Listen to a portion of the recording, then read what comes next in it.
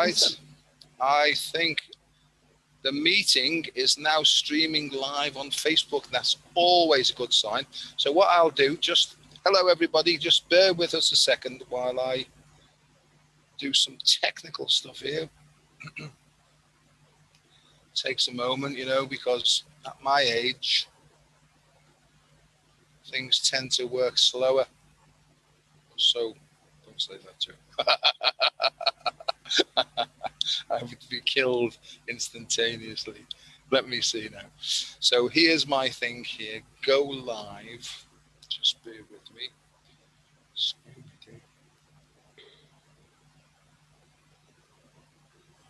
I can't find myself. No, I can't find you either. I know that we're live. It says live on Facebook, but I can't see you. Oh, there we are. I'm here on my, what's we call it now. That's a good thing. So I'll turn the sound down. Oh yeah, that's okay. So that's working. So bear with us. I'm not as professional as Todd Medina or even Susanne. So share to a group. Let's share to a group. Solargy. I might be able to pick it up then. Oh. Solargy. Heart of Gaia. I think I'll put it on that one. I don't know whether I'm allowed to. I can't probably get told off. Never mind. Well, that'll do for now. Good. I still can't find you, but hopefully I'll find you. I want my guys to pick it up. You're definitely live on your feed. Yes, there's all sorts of Susan saying morning. Okay. Louis here. Hello, Louis. No, I accidentally hit that. I'm just going to go manual and share it so it can go on my feed too. Yeah, Lisa's here. Yes, there's some people here. Feel free to share this, chaps. I feel it may be useful because my whole thing is about simple, practical, straightforward steps to help people to reconnect with their essential selves and get the answers for themselves. What do you think about that, Susanne? I think that is the best solution for our human condition, for sure. Simplicity is the key. Oops, a daisy. I've had a lovely day so far. I went out early this morning for a run in the stormy weather, and I got plenty of fresh air in, you know, always makes me feel good. And there were hundreds and hundreds of people. This was early on in the morning, 7, 8 o'clock this morning. There were all sorts of people out in the river, right?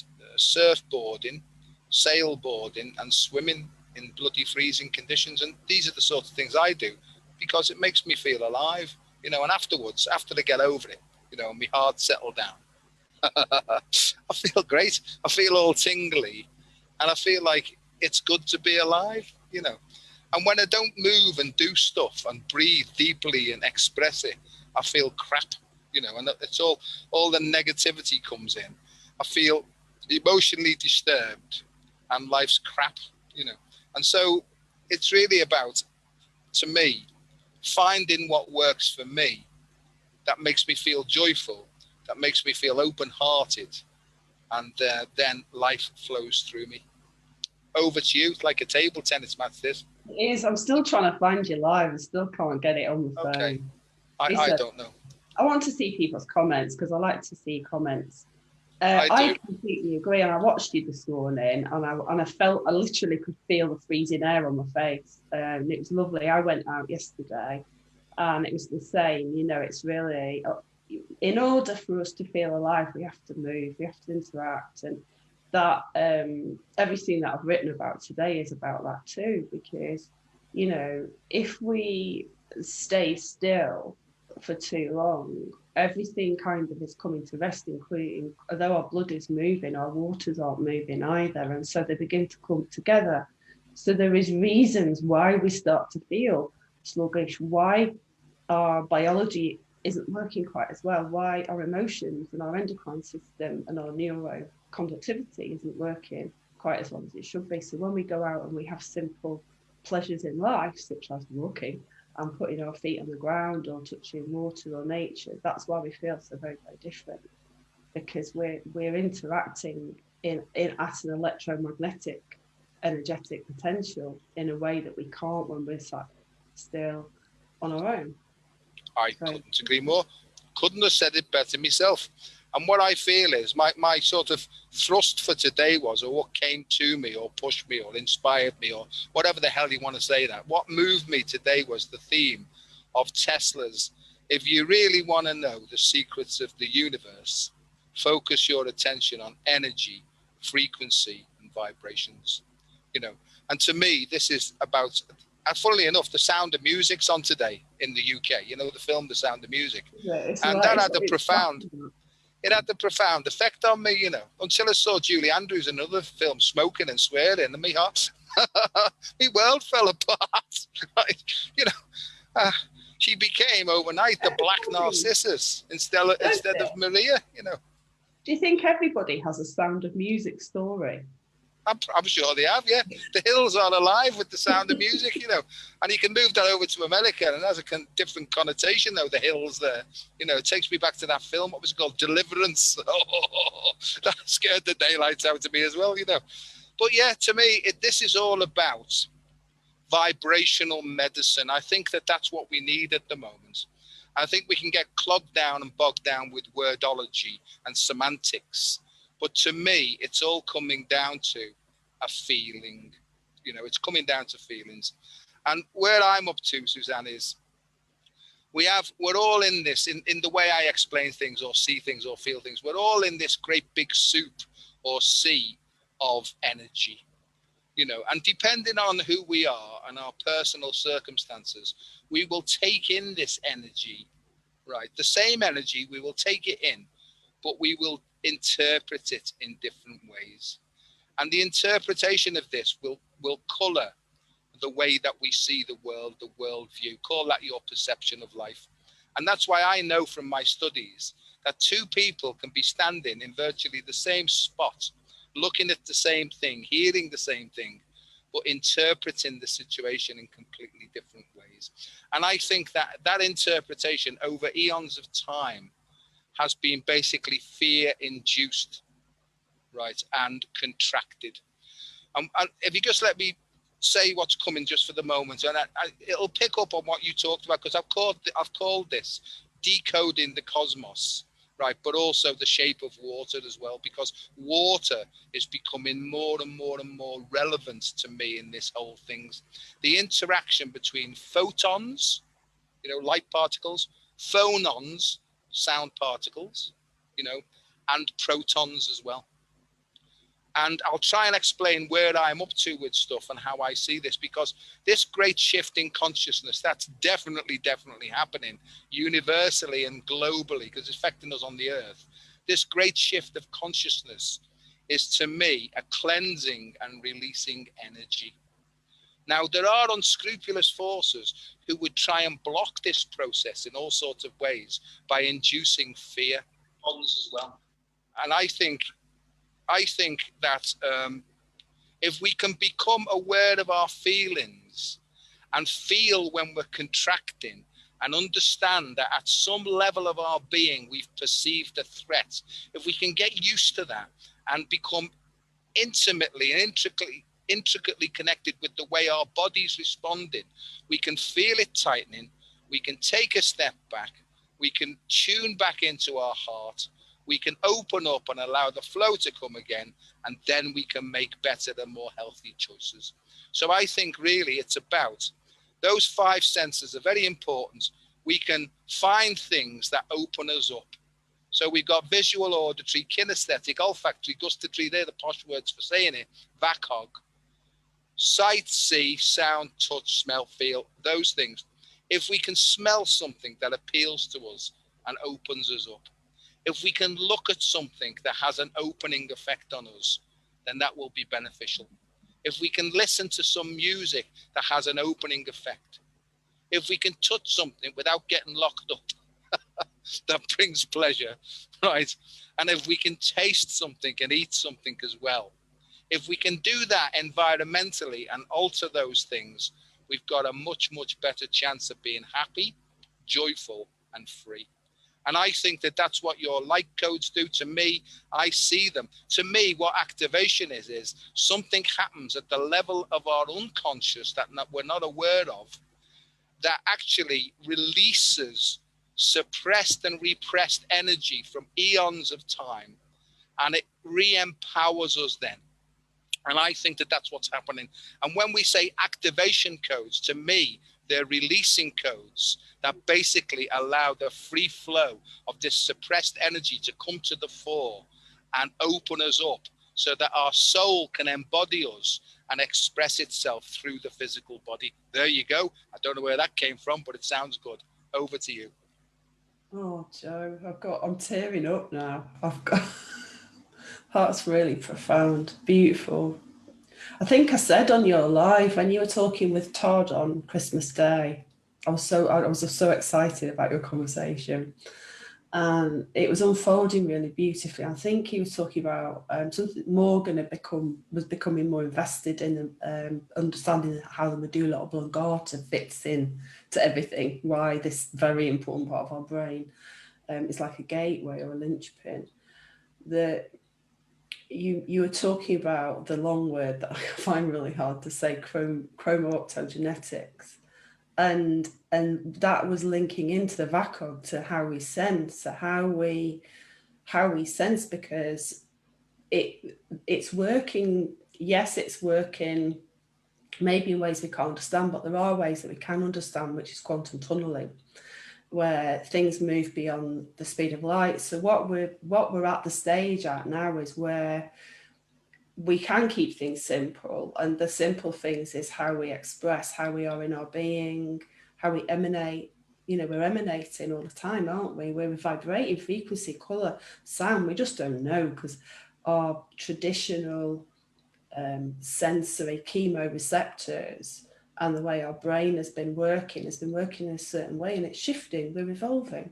So we're developing this new sensory system, which is really beyond the speed of light. It's got so much quantum potential. We don't know. I'm not a scientist. I can't tell you. I just know what I feel when I'm in the universal field, what the information that comes to me, that visits me, that looks like geometry, that looks like light, that looks like code. So all I do is I empty myself, because that's all I can do.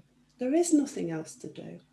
There's nothing else to do other than be present with the field and without expectation to undo from all the things we've attached to through life, because that's what life's taught us. Life has taught, it's like a fairground ride we've been on. We've been in this fairground full of rides, and we've done them all. Had a good go. Some of them we like, some of them scare us, some of us thrillers, some of us are like addictive, some of us go on desires. But we're letting go of it so we can become empty. When we do, this is what comes through, our potential. And it comes in so many ways, doesn't it? I mean, we both know so many people who are incredibly gifted, and we didn't know we were carrying this around. We're all geniuses, really, because we've all got this ability to be empty, to be the vessel, to surrender. And that to me is about why perhaps this artwork or these light codes, they're emanating a potential of communication, because it's already there. It's already there. Absolutely. And that's the thing is, I think we are differentiated in the invisible realms to a potential that's called our soul. I think each soul has a vibration of its own, which represents, if you like, an instrument for the universe to use to make this world a better place. I feel like the Pope coming in now, the proper Pope I'm talking.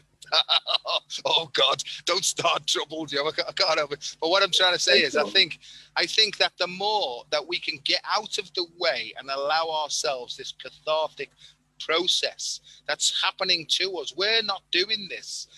I think that, like you say, it's almost like get your head out of the way and be cleansed, and I don't mean this in any sort of religious way. I just think that the cleansing is basically what I call quantum disentanglement.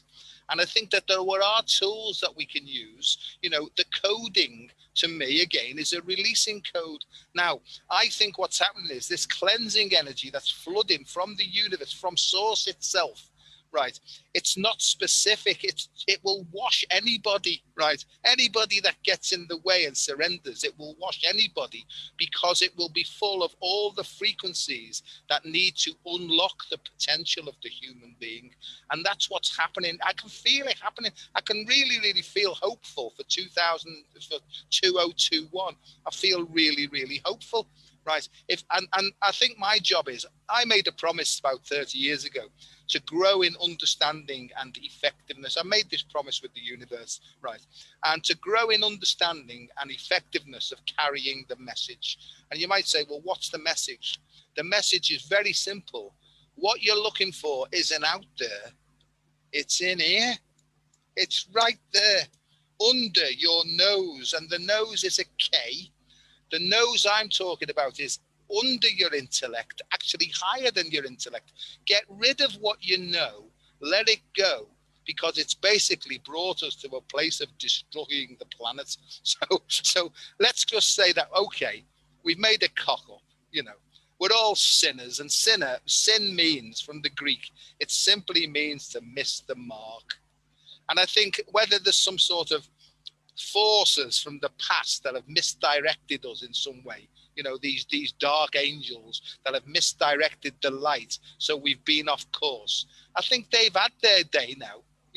They've had their day. They've been moved aside now, and we're being washed back on course, so we're no longer sinners, so that we can create and express ourselves as it, or should I say, allow the soul to express itself through the human head, hands, and hearts of the human. If we can surrender those bits to the soul and say, go ahead, soul, let's see what you can do. Susanne, I think that that's what it's all about. And I could be totally barking and back on my way to the psychiatric department. Well, if they call the van, Joe, I think we're both going to be in it. And many other people. Yeah, well, the thing is, we're just made of, we're just energy at the end of the day, everything. And we can't really, I wrestled with this early on, we all do. We all seek, it's normal. When we start awakening, because all we're doing is questioning the narrative that we've lived in. And it's shocking, isn't it? When you realise what you are, it's actually shocking. And so we start seeking, and we're still very asleep at that point. And I think that when you realize for the first time, that it dawns on you that, first of all, your body is made out of stars, like from the whole universe, from a singularity. And you can't go away from that. That's physics, that's science. You can't deny it. It's not waffle, it's not doctrine. But there's something else, and there's something more. And we seek in lots of different ways to find what that is. It's like the pot of gold at the end of the rainbow, and it has many different stories. And that, of course, is what has been woven through many thousands of linear years, that we have a concept of whatever that might be, because it might shift what memory is, and past and future and stuff. Then our concept of history is very, very narrow. It really is very narrow. And actually what our mind is doing is even narrower, because it's compressing it all into a very short space of time.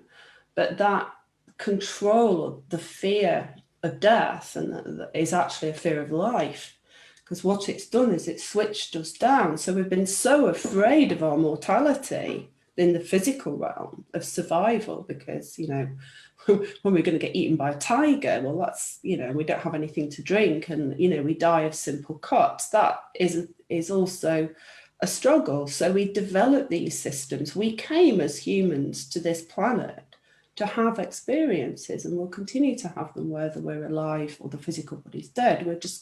We'll continue to have some experience. We don't know what that is. So we created these systems because that's what the human brain does. It creates systems, it's organizational. And those systems, through fear of survival, developed into systems of control. And because the male form has a stronger kind of hunter-gatherer physical form, and to support that, to drive the muscles, to keep the society safe. That is how it developed. And so our human species as an animal in the world, in the quantum, in space, in a planetary body, you know, in a galactic realm, is just evolving. And all of the systems that we created, we can demonize them if we want and create stories around them. But it's simply, at the end of the day, it's energy. And we're just evolving into a different type of being, a being which is more in contact perhaps with the thing that we don't know and can't label, that we call soul, spirit, God, whatever we've given it to. But we really can't know what that is, because, you know, most of what is in the universe we've got no idea of. Sounds good to me. I think focus on feelings first. I'm writing a book. It will eventually come out when it's ready. And there's no effing stress if you focus on feelings first. And focus on feelings first is F off, right? Because really, you know, where I'm up to now is I've got 2 fingers up to everything that I've learned, everything that I've been fed, you know, every bit of knowledge that I acquired from all my studies, right? It didn't stop me wanting to try and kill myself, right? And I met somebody who said to me, you see all that clever stuff that you've got, best jettison that now. Start to work. And it's true, you know, and people ask me, oh, you've got these qualifications and all that. What's going on? I've got no idea. And I think that that's what's happening now, is all our old ideas, all the emotions, all the attitudes that have created where we're up to today, right, and informed our choices, I think that they're being washed away from us so we can start afresh from a different place. And I think this heart centricity, right, to me, I see that the heart is the human component through which the soul operates. You see, and I see the soul as the light body, the soul as the motivator, the soul has a specific purpose. I think that's what the differentiation is. We're not all the same at the soul level. This is just me. Could be wrong, don't mind being corrected. But the soul has an individual and unique vibration that fits into the great orchestra of life. And I think now, if we can alter in some way by feeling our way through it, if we can alter this sensory input by being guided by the soul, like, turn left a bit, Joe, just go right a bit, duck your head down, breathe in now, you know, I think it can guide us like that. Then the soul then can inhabit the body and we feel new power, like almost like liquid coming through. And I think that that's the light. Susanne, what I've realized is that the light impacts upon the water in the body.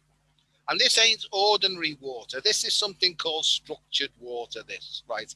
And it's water that, see, I'm getting a big thing up my spine now.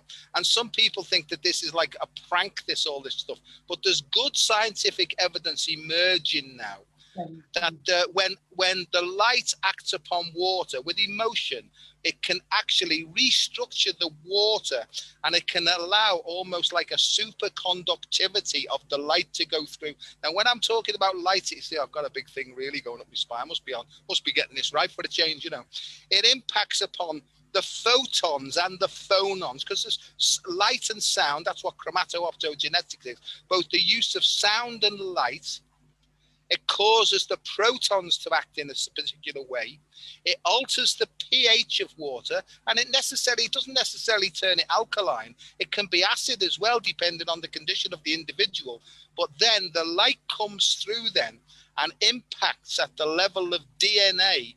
But before the DNA is an epigenetics. I'll keep going on this one. Listen back to this, because I haven't got a clue what I'm saying. So it disintegrates the husk of fear that's built up over millions and millions of years, and it allows the soul to come through and express itself. This is the cleansing. The light itself is cathartic in that it's like a power hose. It's disrupting and disintegrating all this fear. How do you know it's working?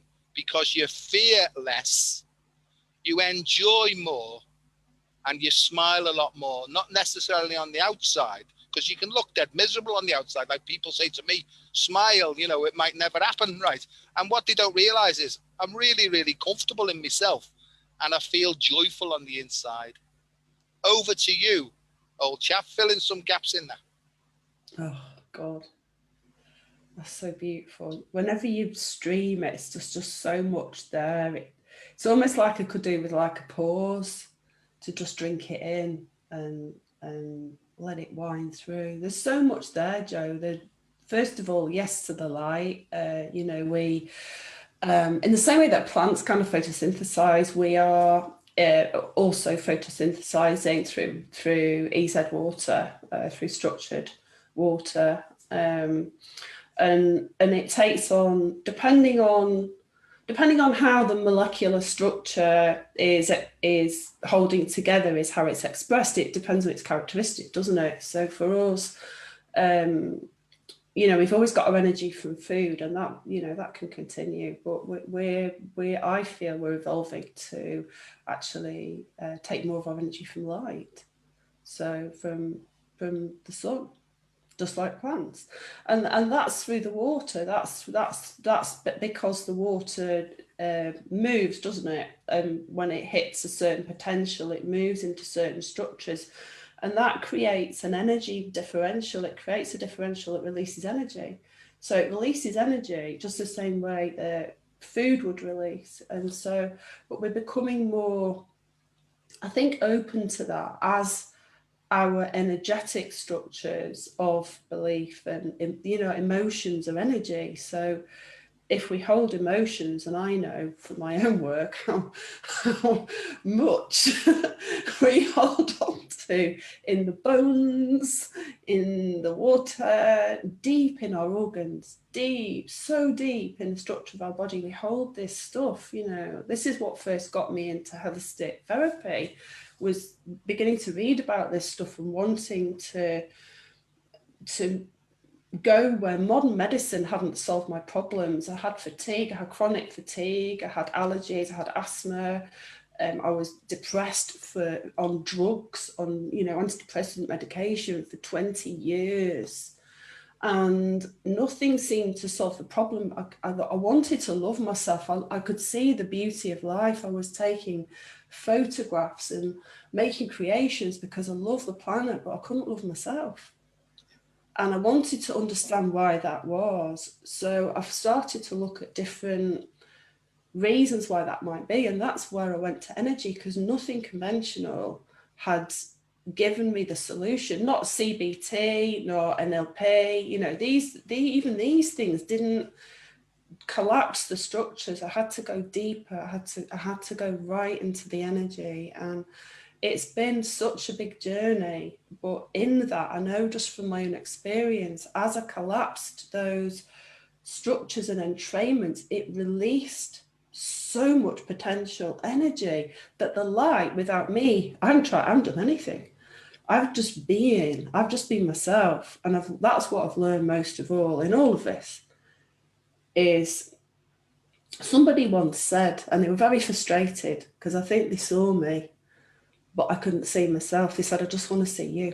I want to see you, soul.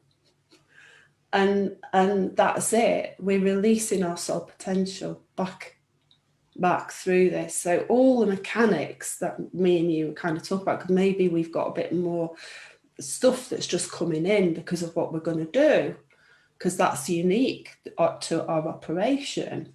But ultimately underneath, it's this energy, and this energy is love. This energy is a love potential energy. And that doesn't mean love distorted. It doesn't mean that, you know, that false stuff that we do that's controlling. And it means we don't have to pretend anymore. We can just turn up and be ourselves. And that's what opens us to grace. And grace means we can actually see each other and just be, and that to me that's the evolution.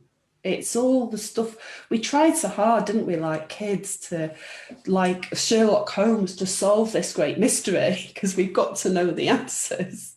We've got to structure it and label it and make it something and make ourselves something and make spirituality mean something. But we don't. I think you're right. That word love can be obstructive depending on how you interpret it, you know, and I think that love is truth, you know, love is open, love is clear, love is understanding, really. Love doesn't necessarily have to be oochie coochie, you know. I think self-love means self-care, and it means health. And if you take the root word of health, you know, holistic, it just means whole, being a whole being, you know. And as you know, I've said it before, is I have a sense of that the heart is the sort of central processor, the manager, once it starts to understand that that's where the true mastery comes from, the heart and not the head. I think then that it radiates out then and is connected to 12 dimensions of consciousness. I see this so very, very clearly, you know. And Howard Gardner, you know, he had a theory, something called the theory of multiple intelligences, and he got up to 8. Well, the theory of Dr. Joe Delaney, right, has gone up to 12, right? And I can see the heart is intricately and intimately connected to the 12 cranial nerves. Most of those cranial nerves operate the facial muscles. So it really is about how you hold your face, right? And the more that you smile internally, I think that that enhances the flow of this vitality. Call it chi, call it prana, call it the Holy Spirit, call it what you like. It doesn't matter. Let's not fall out over terms, but just feel it. How do you feel when your heart's open and flowing and you're happy? You feel great. And if someone says, can you do me a favor? Certainly, I'd love to help you. So when your heart's open and happy and you're in love with yourself, right, in a proper way, you know, when you're open and flowing, right, you're much more helpful to other people, right? And it radiates. There's almost like a bioluminescence that happens. And this is becoming very, very relevant at the moment, because there are techniques, Susanne, whereby external forces can actually close down the internal light if you let it, right? And how do you know when your light source is being closed down? You feel disturbed, you feel contracted, and you don't feel very happy anymore, right?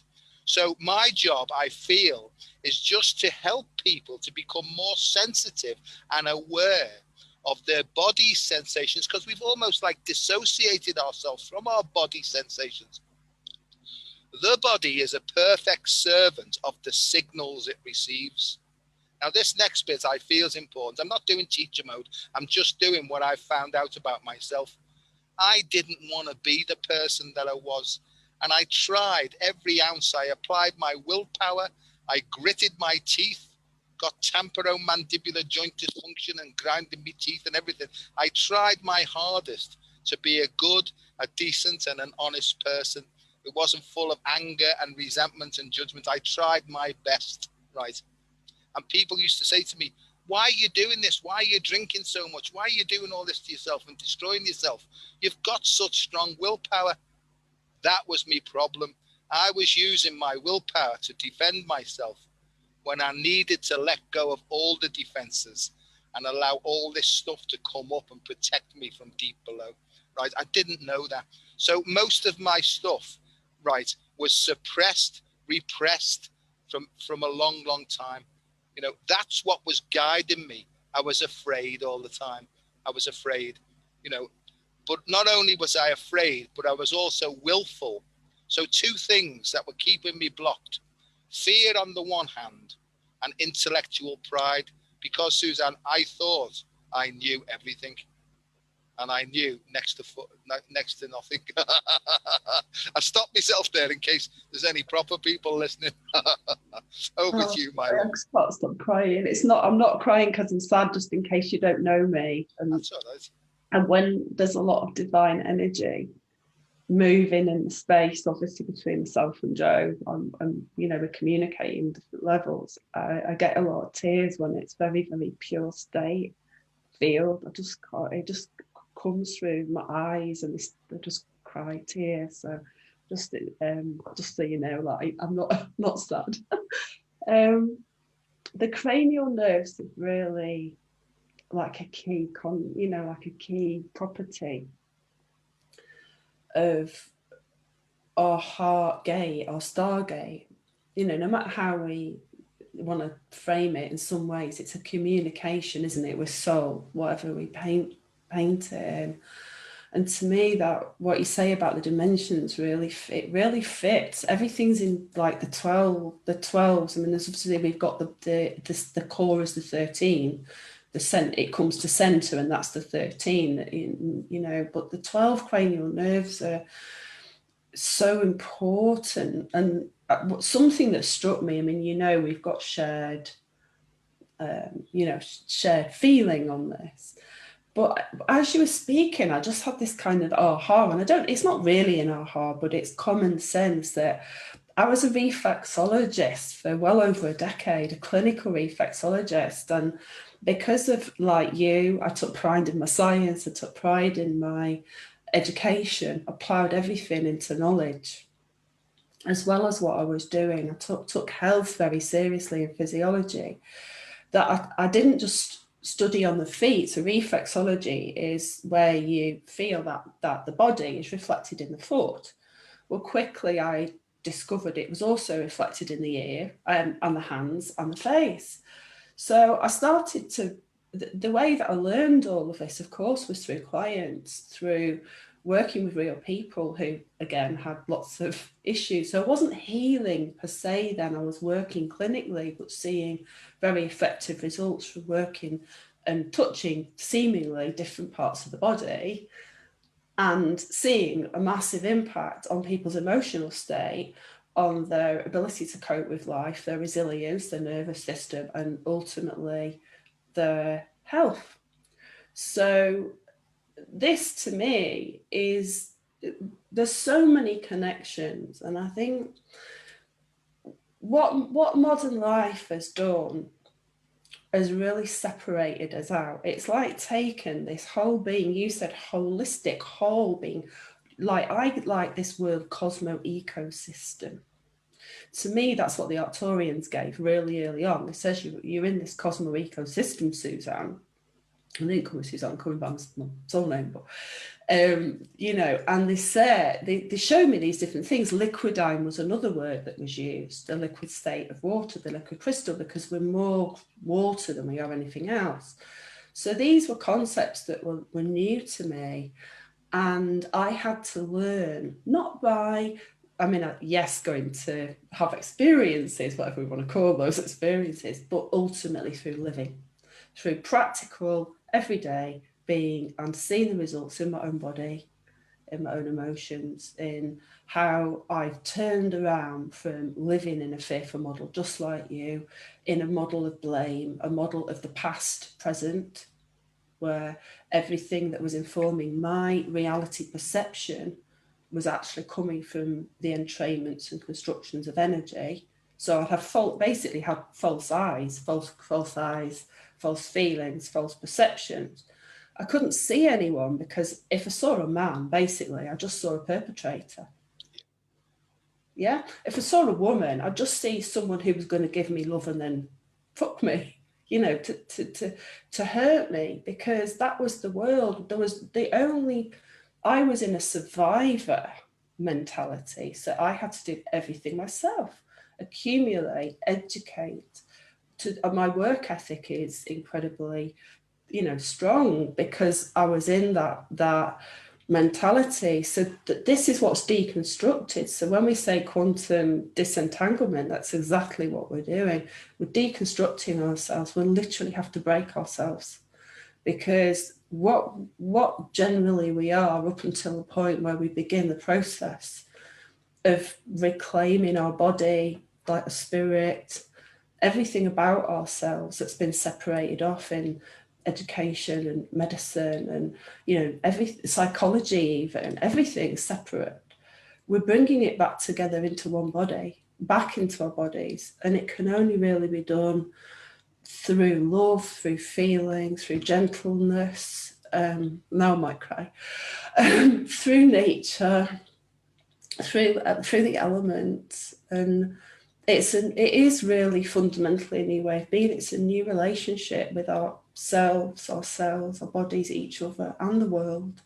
And that's, to me, when people talk about like new Earth, and people say, oh, you know, we're going to go to another planet. I laugh, because if you can't see the absolute miracle that we are and our world is, we're just so blinded from it. And that, to me, that is what waking up is. That is evolution, is that we wake up into our own miracle, the miracle that we already actually are, but we just simply didn't know any better, just like a child doesn't know, because we had parents that didn't know and systems that didn't support the structure. So now we get to make them. We get to start.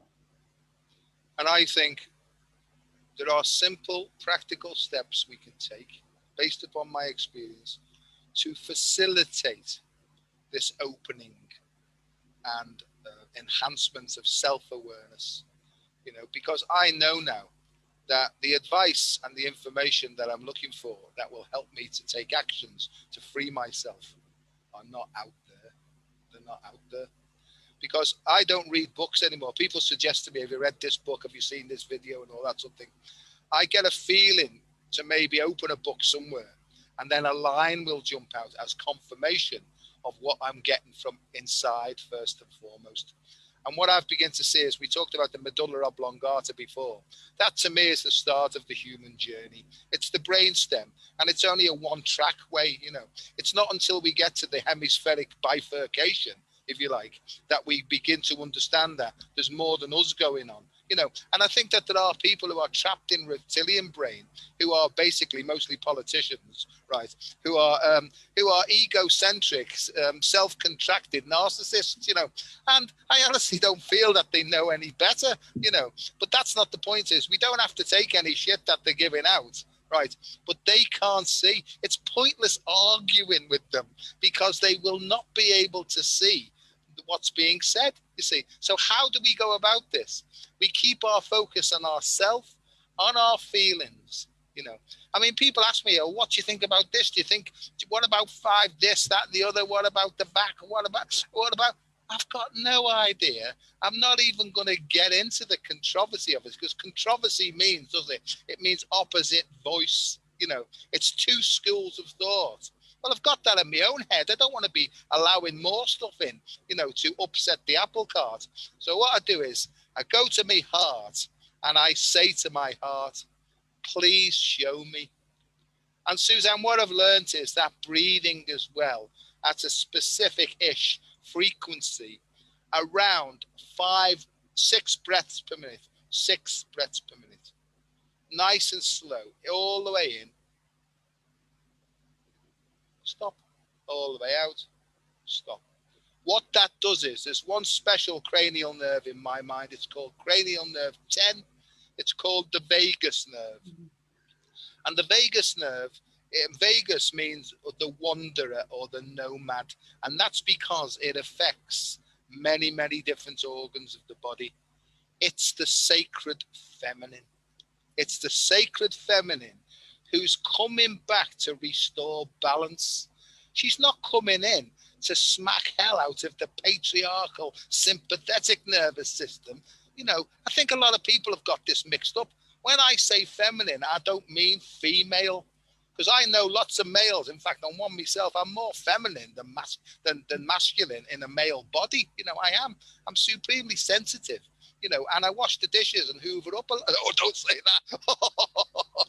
We get into all sorts of trouble. You've had it now. Yeah, I have. Yeah. But what I'm saying is, it's not about fighting. It's not about taking revenge. It's about sitting down, getting out of the way, and allowing hieros gamos of the internal environment to come back together again. Do you need a physical counterpart? No. This is about internal reconnection, and it's a restoration of the sacred marriage within oneself. And you know, and I know, and we talked about Todd, that when the masculine, and I've got the thing going up my head again, when the masculine and the feminine get back together again, then the golden child is born, reborn, reconnected. And the good thing about it is when mum and dad work together to nurture and protect this child, the child educates them. That's what evolution's all about. It's a three-way, tripartite partnership, if you like, you know. And there's so many different things. But that's what I feel is. So how do we do it? And this is my suggestion. It's only a suggestion because I can't tell anybody what to do, but I can suggest find a quiet space, burn something or put a fragrance on that pleases you. And that might change from one day to the next. I like frankincense, you know, I put that on. And like a light sort of quiet music sometimes in the background. Sometimes I like trance dance music and all that depends on the mood I'm in. But whatever mood you're in, fit the sensory environment to sort that out. Then you'll be realigned.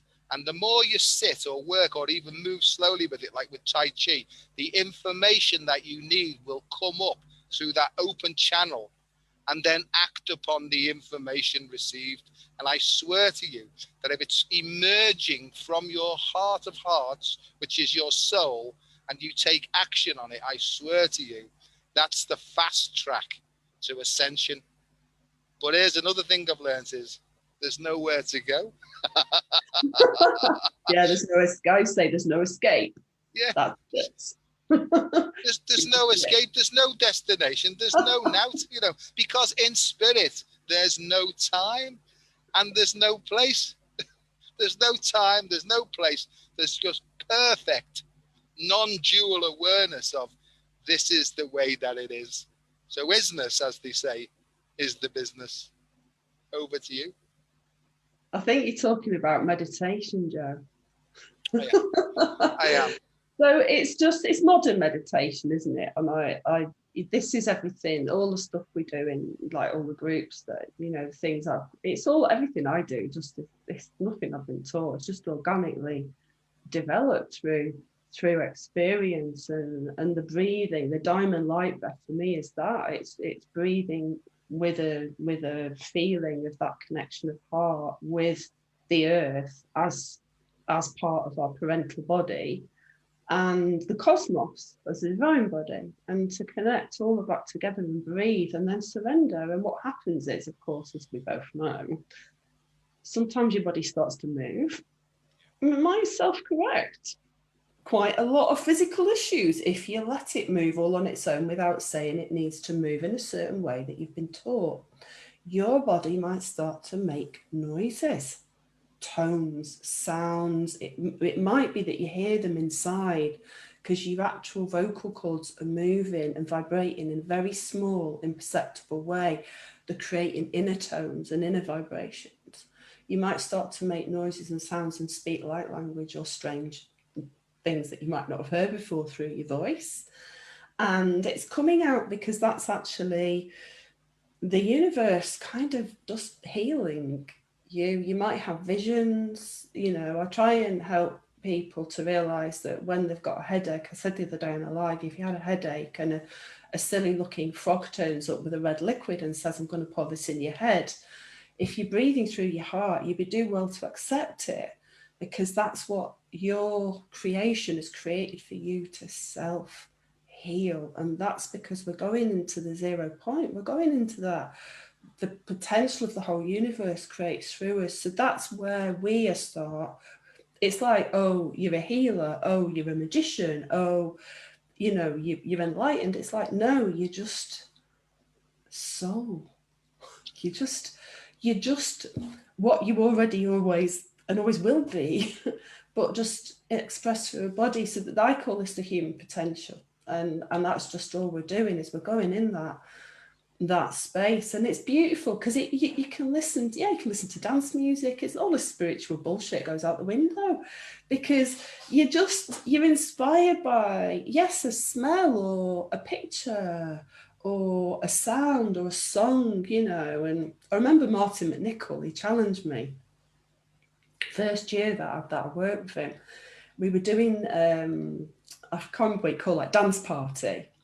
And he put on AC/DC, and it triggered the shit out of me, because I had a belief, and I'd had it for a long time, in spiritual superiority, that music was like evil. It was dark and low vibrational.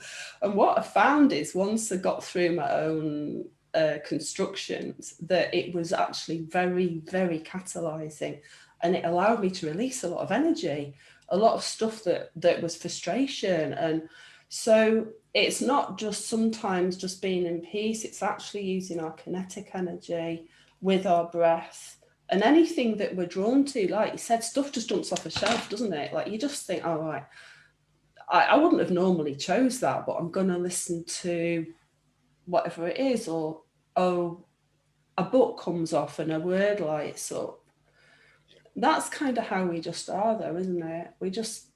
I think we just programmed ourselves to believe that we were anything but that.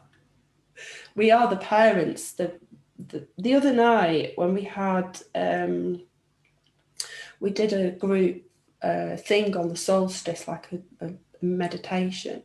And in that meditation, it's the first time I've actually cried while I've been facilitating, and I couldn't help myself, because we were taken as a group. There's about 50, 60 of us.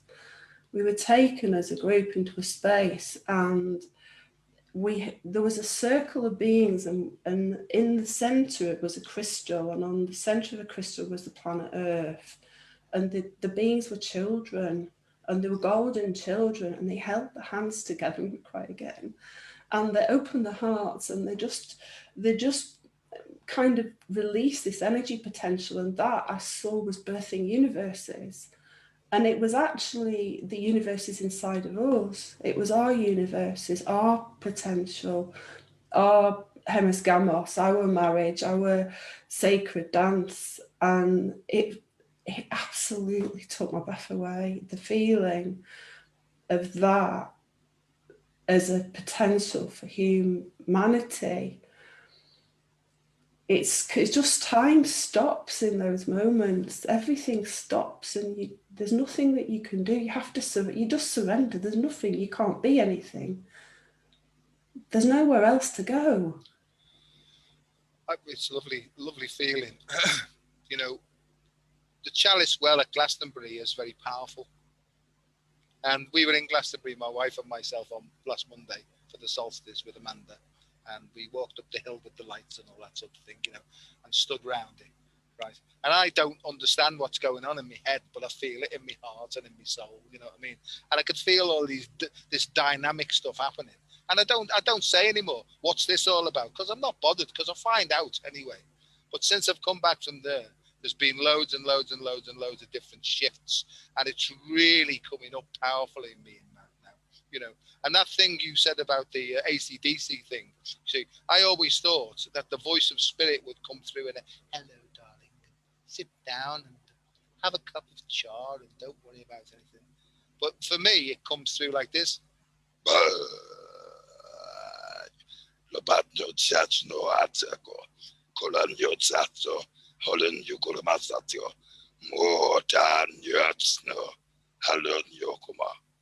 No, and when that started to come through, I thought, oh, I've definitely lost it now. But the thing is, what it showed me was that I had a deeper blockage from my high heart, for want of a better way of saying it, to my throat at the deepest levels, because my root and my sacral chakras were obstructed. Right, not from personal stuff, but this was from ancestral stuff. And almost like that clears my throat to allow all this stuff to come through. And it almost comes through in like an atomic burst. And then there is a heart-centered one that comes through like this.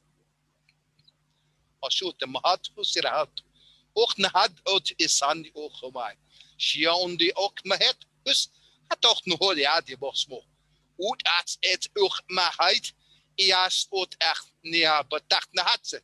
Ja, toch ne het zet ook nee, za nu ut as, rood ne hat ook na hot.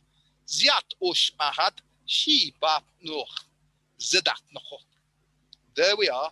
Make something of that. But what I'm trying to say to people is, once this started to come through and I heard other people, it started to affect me, and I got all sorts of feelings. I know now that that's working on dissolving obstructions in my other than conscious mind that I'm not aware of. How do I know that it's working? Because I feel differently, you know. And when I'm giving lectures and talks at university, I do ask for that not to pop through,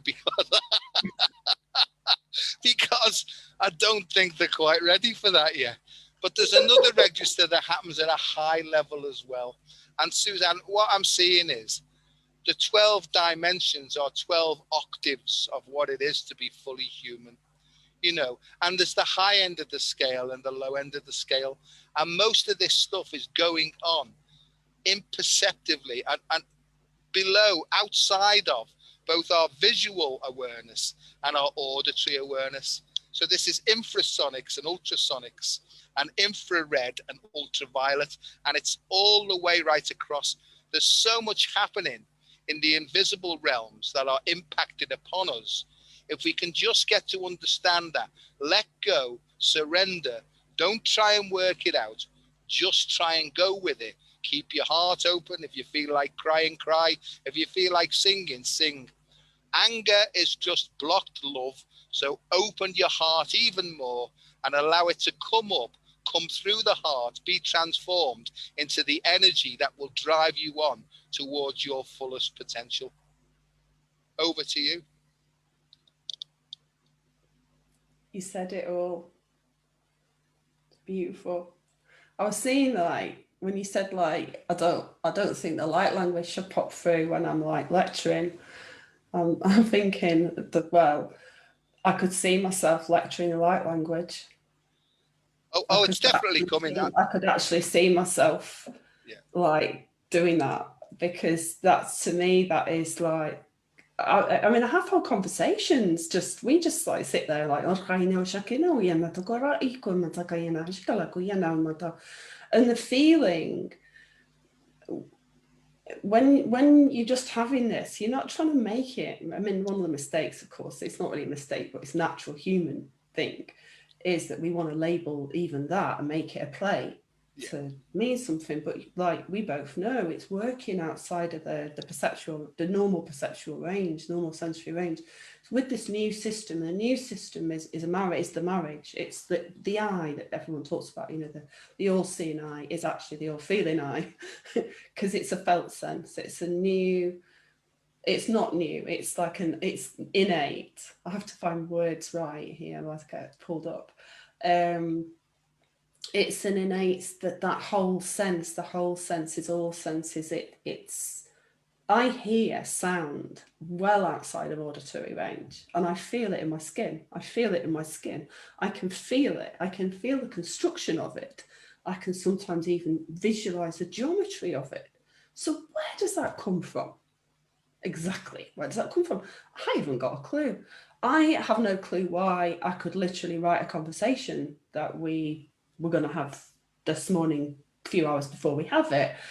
Why across the world we're having these communications and we're not actually communicating. This is because we are in that expanded state already. We're already there. So the languages of our light, I feel, are a more natural state of our being. It just cuts through all of the mind structures that we have, because we're human, and it enables us to be more joyful in it. Truly joyful, not fake joyful, but where we actually feel. Because to me, like, you know, like, I don't know about you, but when you come up against something now and you observe, you know, I observe small Susanne like reacting in defense to something, I actually feel the joy, because it's like I'm now able, because I understand myself a little bit more, or like I've deconstructed that, I can go into that and be present with it, and I can love it, I can parent it, and I can bring it into fruition. So that sense of, if you're feeling pain as it releases, sometimes it's difficult, sometimes there's things that come that I need to resolve in terms of actually going to see parts of my life, or like ancestral or group energy. But to witness that as a gift, it's gold, because it inevitably collapses, and that gives you more energy. That's the payoff. You're not seeking energy. I'm not seeking to heal. It will come up in life, because you only have to engage with life and it'll show you exactly where the issues are, if you care to be open to the perception. So to me, it's like life just turns into a gift. Like every sensation, every interaction, every relationship becomes sacred, even if you think that that person's a twat, you know, because Is that, you just is that a know that technical word that you've just used there? That was like twat a is holy a, yeah, I've got loads of those oh, words, but I used to, honestly, everyone that had ever caused me any type of challenge, I just labelled them and made them the enemy. And then all my defences would come out, and it stopped me having proper relationships with people where you don't have this crap in between that just informs you. You can't see.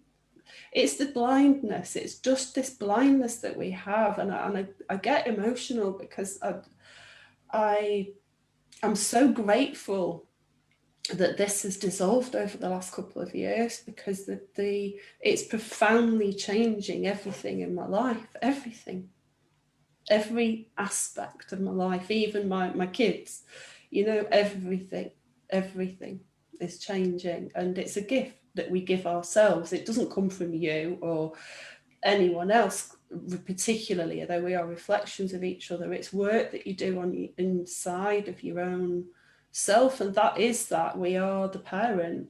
I'm my own parent. I'm my mother, my father, and the golden child is what emerges through the cerebrospinal fluid, ultimately, as it becomes more structurally coherent with the universe.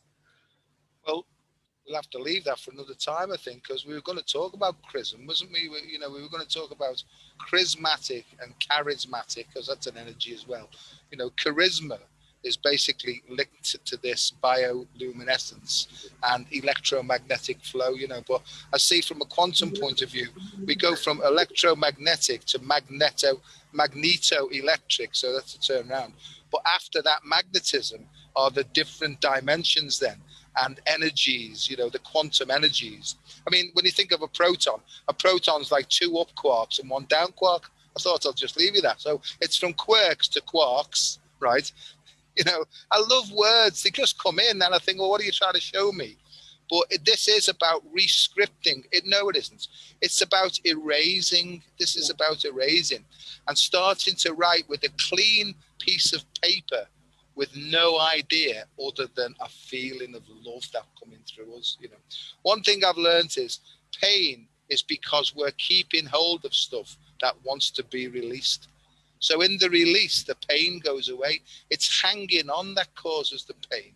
That's what the obstruction is, hanging on to old ideas, old control mechanisms, old coping strategies that we probably developed as a child. It's now time, in my view, to let go of those now and trust that the soul as it comes in will show us, if you like, a better way, for want of saying it, on how to choose more healthy options.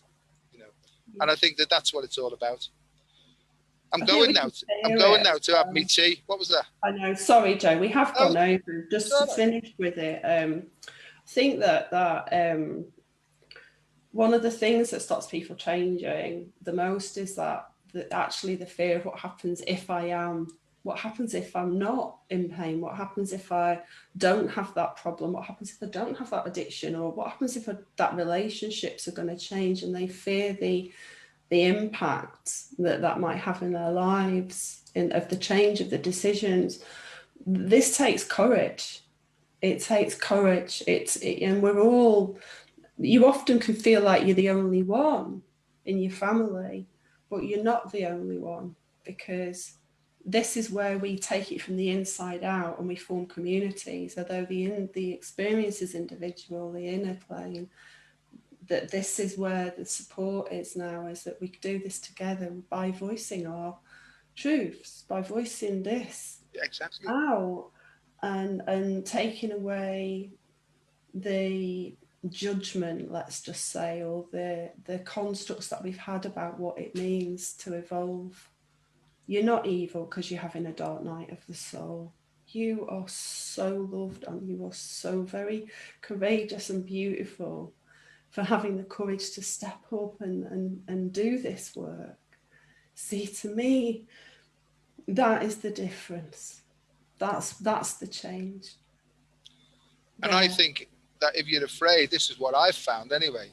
If I'm afraid, right, and I feel fear, I can put my hands on my heart like that and say, I feel afraid, right? Will you help me to get through this, please?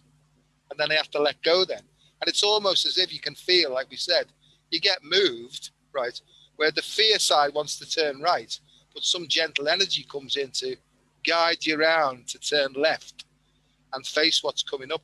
And I found, you know, I had a friend, God bless him, he's in the world of spirit now, he's with me a lot actually, but he used to say, you know, fear, it's like pole vaulting over mouse turds, you know, that we create such a big hullabaloo in our minds, but once we've got through it, it's like, why didn't I do this 20 years ago? You know, so once you can get over that, well, hang on a second, how do I feel? Yeah, my normal way of getting out of this temporarily is to go round the fence, but I don't do that anymore because I'm looking for a more exciting life. So I'm going to give it a chance and I'm going to jump over it. And you know how you feel when you've jumped over it, you get such a big release of vitality, right? But then the memory of that release goes, doesn't it? And you get to the next fence and you think, oh, I think I'll go around this one. Uh-oh, no, you don't. Get over this one as well. So I think what's happening is the cleansing energy that's coming in, it's like a tidal wave, a tsunami of love and cleansing. It's becoming more and more powerful. We're sinking deeper into it, but we can use our heart as a pressure regulating device. We don't need to go too far too quickly. We can just go tss, tss, tss, tss. And the more you open your heart and let a bit of pressure out, the more comfortable you'll get. Then you can make the choice. You don't have to grit your teeth and be like an egomaniac to get through it, because you'll just be turned back round again to do it properly. To me, Susanne, it's all about hanging loose, moving forward, and just breathing away all the obstructions as they keep coming at you. That's where I'm up to. It's the out breath. That's the cleansing breath, because that's the nurturing energy of the sacred mother who's come back to look after you.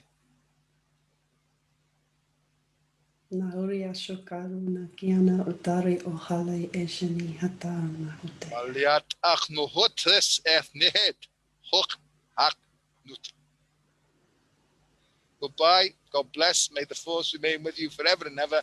In nomine Patris et Filio et Spiritus Sancti, and all that stuff. And hopefully we can have another one of these soon, and we'll talk about all that other stuff. Yeah, I'd love to do the chism and all that. So fast, it's beautiful. Let's do that another time. Thank you, sweetheart. I really appreciate it. Thank you. And keep in touch. And Jeanette Price, what are you crying for? Behave yourself. Right. Thanks very much, everybody. Lovely to see you, and hopefully see you soon. Bye-bye.